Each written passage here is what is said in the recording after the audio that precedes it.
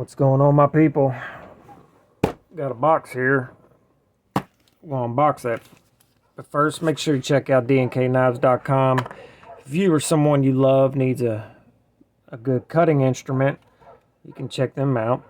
Make sure you use this coupon code behind the edge 10 to get yourself 10% off of your order, which is pretty awesome.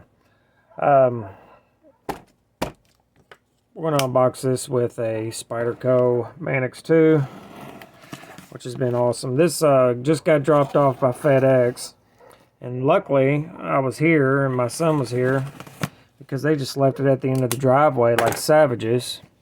And my driveway is a quarter of a mile long. There's some snow still in my driveway, so they didn't drive down or walk down or anything. They just dropped it off, so not real cool for FedEx. But anyway, I'm gonna pull this off screen for a second. Got the DLT sticker as usual. Very surprising this was in stock. These came out about 6 months ago, I guess.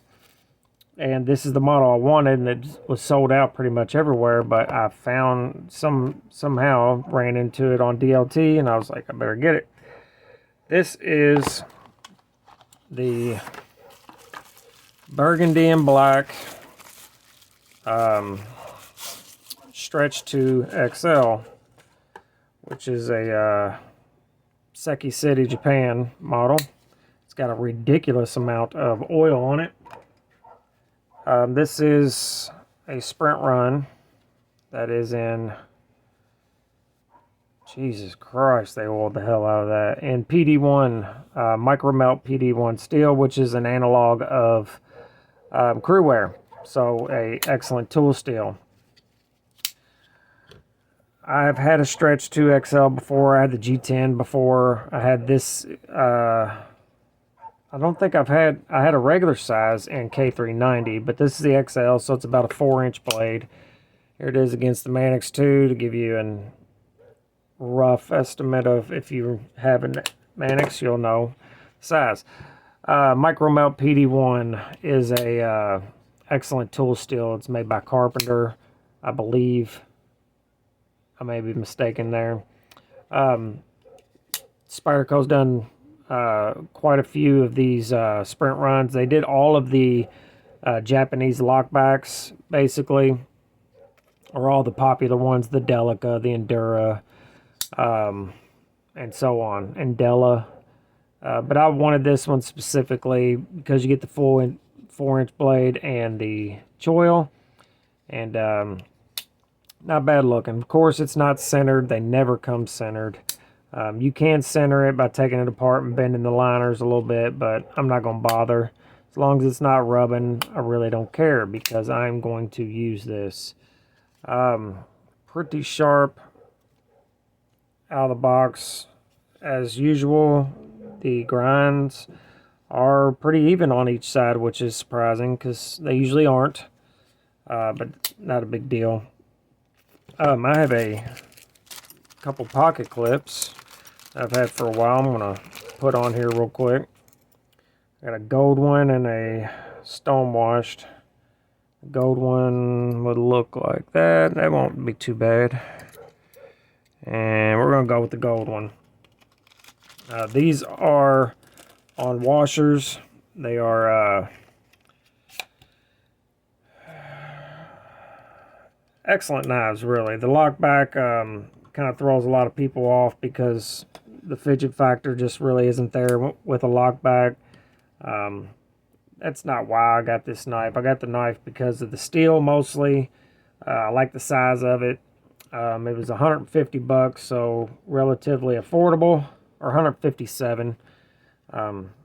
Relatively affordable for a steel that isn't used very often. The only companies that I know of that uses PD1 is Strider, and every once in a while you'll see it on some custom knives. I have seen Attention to Detail use it before. which is a custom knife maker, a CNC custom knife maker. So not a very prominent steel, but fantastic steel nonetheless. And since these didn't really fly off the shelves whenever they came out, I doubt Spyderco will do any more of them. Doesn't mean they won't, but you know, it's just a just my observation that I don't think they'll like run these on the paramilitary 2s or the military 2 or the Mannix or any of them. It'd be a great steel to use on any of those models. So to me, they probably should use them, but use this steel more often. According to other videos I've seen, Carpenter is not great about having their steel in stock, especially the more stuff that isn't used that often, let's say. That's why Cold Steel quit using the XHP and went to S35VN, because it just couldn't get it, having a hard time with it. That doesn't look too bad. I think it looks pretty good. Not that it really matters what it looks like. Ergos are great. Yeah, I like it. I like it quite a bit. Good size. Very, very lightweight for a full-size knife, which is because of the FRN. That's all I got on this one. Just a little quick unboxing. Don't know how many more videos you guys will see before the end of the month. At the end of the month, I have to have surgery, so I'll probably be down for a while. I might do one more, just do the review of this before then. But anyway, make sure you like and subscribe and all that good stuff. If you'd like to support the channel, there's a link to Patreon in the description, or you can just join the membership. It is very much appreciated. Make sure you're good to each other, love each other, and remember, life is absolutely way too short to be a dumb cunt. Later.